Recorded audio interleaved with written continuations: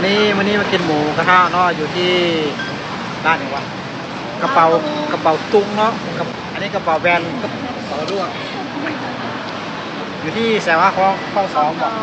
อกคลองสองครับคลองสอง ของสอง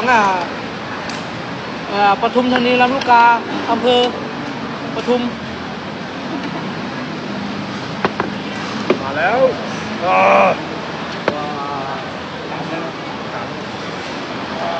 อันนี้กุ้งสดๆนะพี่น้องไล่จับเอาเนาะดูดิใครเคยดูดิคอมเมนต์ผู้ใดมานี่ต้องเอาหน้ากากมานับเด้อเพราะว่าจำไล่จับเอากุ้ง ก็เบิ่งกล้องเขา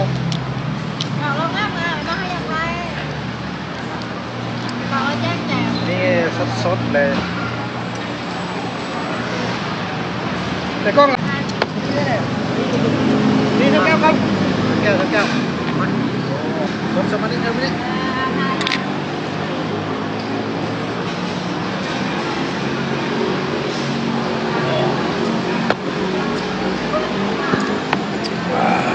ผู้เศร้าอย่างแล้วทำไมอย่างเองเศร้าอย่าง สดๆเนาะ เริ่มอืด ขออนุญาตนะขออนุญาต โอ้ย โอ้ยไปสิ้นเดือนเนาะวันนี้สิ้นเดือน ไปเรื่อยๆโอ้ทำมีเบียร์ยิ่งน้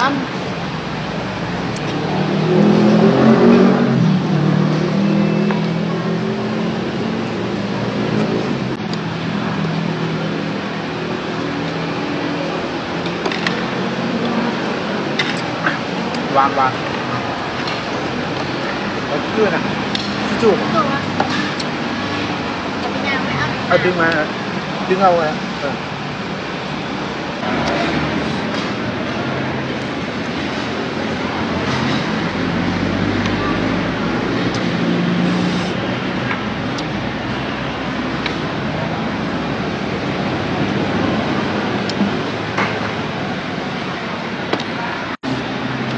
อันนี้เจ๊เลี้ยงเนาะ